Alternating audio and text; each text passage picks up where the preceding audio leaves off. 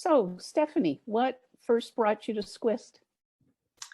So during the pandemic, I guess we all spent a lot more time at home trying to sort of entertain ourselves. So I came across some of the events that SCWIST had organized.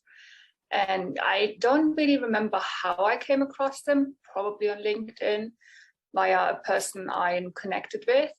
And then I attended a few of your events and, you know, meet the ex-person, and I enjoyed them. I thought I learned quite a bit from them. So then I sort of started looking at the website, learning again a little bit more about SCWIST. And yeah, that's sort of how I decided to explore it a little bit more. And at some stage, I believe I connected with Christine, the current president, on LinkedIn, who then introduced me to another Christine, who was in BC at the time and then moved to Calgary last summer.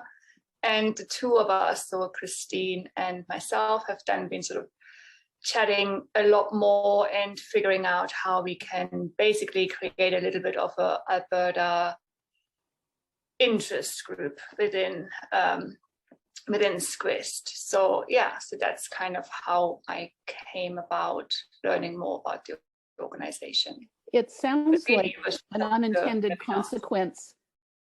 It sounds like an unintended consequence of the pandemic was the Zoom, which gave people outside Vancouver access. What would you like to see SCWIST do in future, seeing how not everybody in the world lives in Metro Vancouver?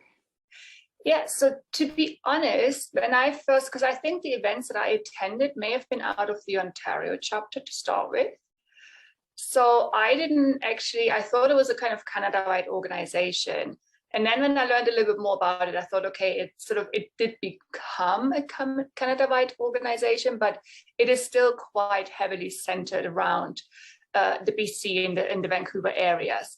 So yeah, so definitely, I think the Canada-wide presence via online webinars, you know, in the future, perhaps maybe a Canada-wide meeting somewhere central or, you know, East/West Coast, is something that could be organized and might potentially be quite interesting.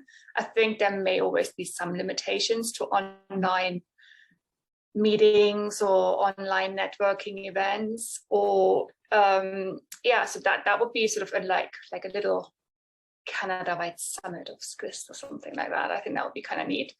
And what else am I looking forward to? I'm actually looking forward to trying to build up the Alberta chapter a little bit more, the Alberta Special Interest Group, as we're calling them now. And yeah, so we had an event earlier this year, an online event, which was, you know, decently well attended, and we're planning our first little in-person sort of event in early May, sorry, yeah. So that's kind of where we're spending a little bit of our time on planning those. That's wonderful. What would you like to see SCWIST? How would you like to see it change, and what would you like to see it keep the same? I really like the variety of the online webinars, seminars, networking events. And I felt you can learn a lot from those. So I would like to see them continue. Sometimes because, you know, now that you have expanded Canada-wide, they're a little bit tricky in terms of finding the right time. So maybe making some of the perhaps more formal webinars available online afterwards. You may already do that, I'm not entirely sure. Would be good, maybe advertising that a little bit more. What would I like to see it do more of? Or how would you like to see it change? If you could wave a magic wand and if I could wave a magic wand and change it, or add things or subtract things or whatever, what would you do if it were within your power? At the moment, I think I would like to just see a little bit more support for the sort of developing groups. So, you know, we, as I said, we're trying to build the Alberta interest group up a little bit, but it sort of feels a little bit like we're kind of plodding along on our own. And, you know, sometimes it's a little bit difficult knowing whom to ask for help.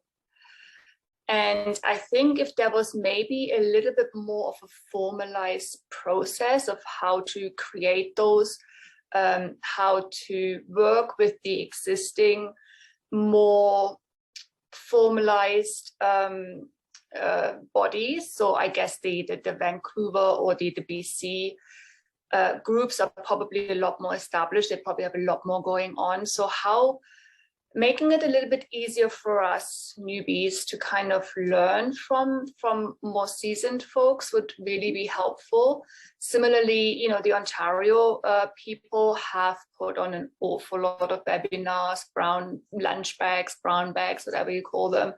You know, it'd be really nice to know whom to connect with in order to just sort of not sort of reinvent the wheel when we try and sort of create stuff. That would be really helpful.